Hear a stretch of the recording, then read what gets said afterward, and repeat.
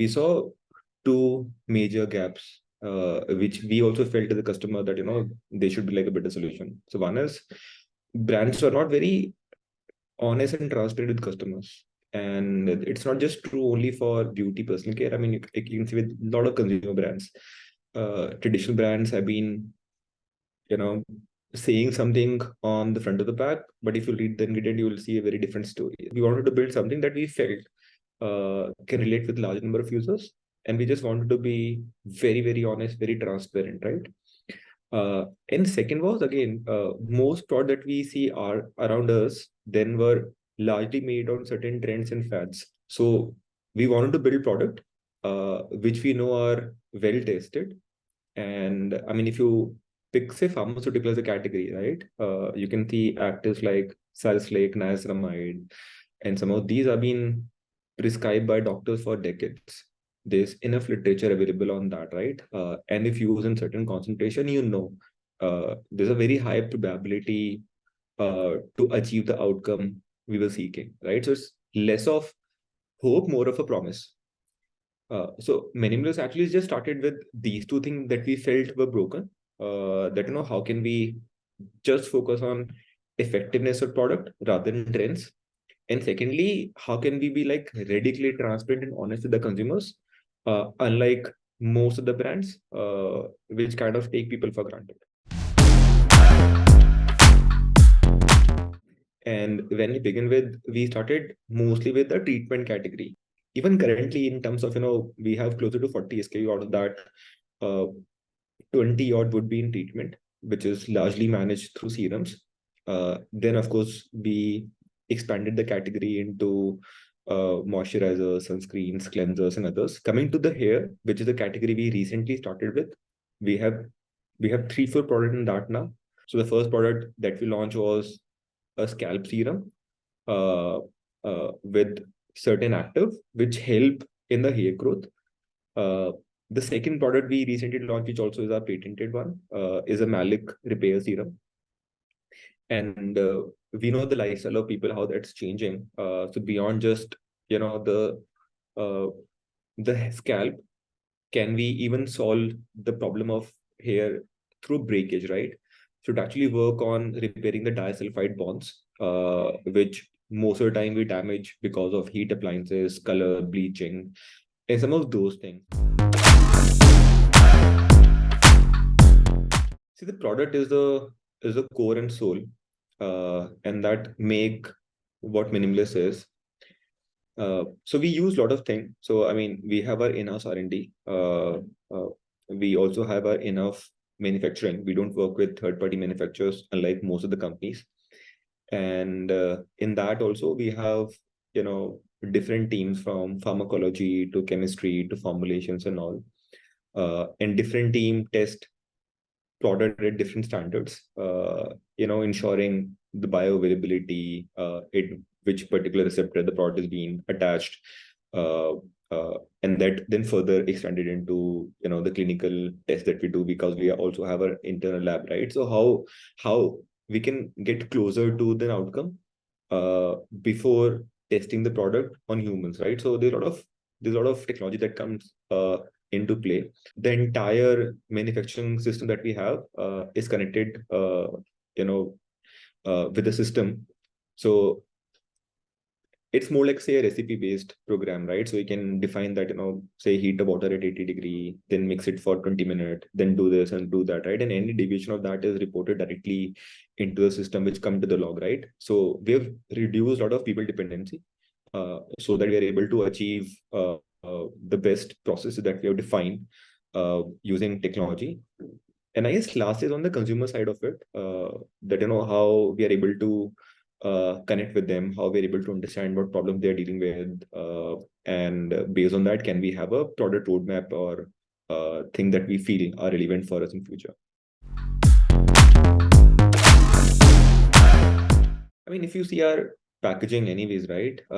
Even before these conversations start to happen, we have been very much towards sustainability. If you'll buy anything from Minimalist, you'll not see plastics. So the outer packaging, the product packaging and all is just made of paper. And apart from that, majority of the product packaging is made of glass. I mean, that was like our first channel, and it's still one of the critical channel. Uh, if not in terms of business, I think a lot of people come interact with us for the first time. And of course, there's a set of users who understand which product they need, and they can go ahead buy some of those products directly, either from us or from the channels, including marketplace or retail. But even now, we kind of handle more than or close to 1,000 conversations every day. People will come, will share that, this is the kind of problem that I have, this kind of skin type that I have, can you assist me build a routine or a regimen, right? I think that is where the connect happen. So if they like the product or the approach, they can continue to buy from us, or they can maybe buy from a channel which is more convenient for them. But D2C actually help us build this relationship with. So consultation basically is like a key thing, which we know we can't drive much on the marketplaces. But for that, our D2C play a very key role.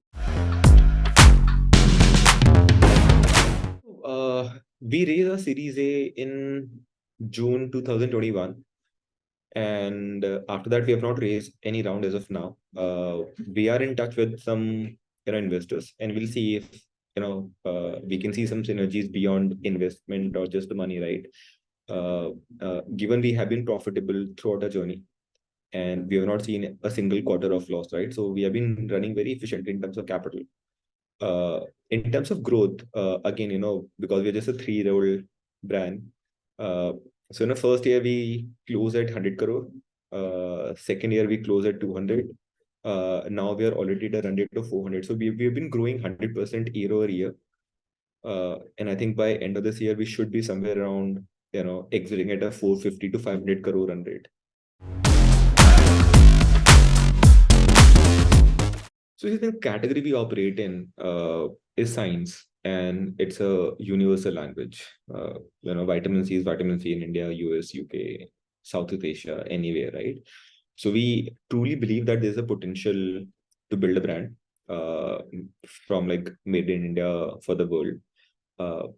Eye beauty is not considered very high in terms of quality, and you would not have seen so far a lot of eye beauty accepted globally. Uh, However, that's very different, say, when it comes to pharma, and whether it comes to vaccines or other, people treat India above par. The talent pool is there. I think it was largely the mindset and also the maturity of the market. So I think that is honestly the long-term plan. We are currently operating in few more market outside of India. So we are already in GCC. We started with UAE. Now with all those partners, we're expanding into Saudi also.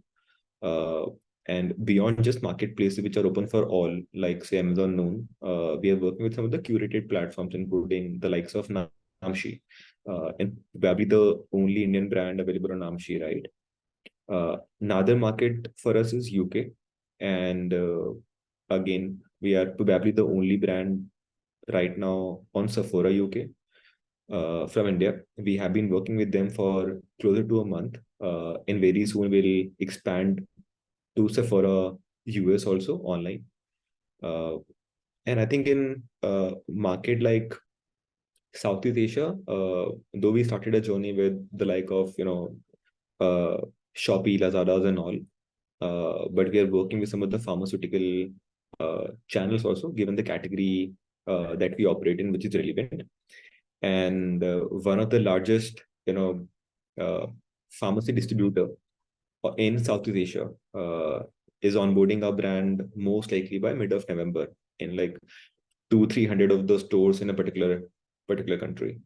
So I guess the acceptance beyond just the marketplaces, be it from the largest pharmaceutical distributor to like a Sephora, to like of Namshi and all, like initial sign where we feel that probably we are moving in the right direction. There is the need for this product, this category, and we can actually build a relevance in those market also. In India, largely we are marketplace only, and we are now going into retail. So we are working with a couple of modern trade partners. We are working with a couple of general trade partners. We are right now in the process where we are trying to understand how we can better offer customer experience, because I believe that to some extent is broken in offline. In online, you can work with a lot of comfort, but that's not true in offline.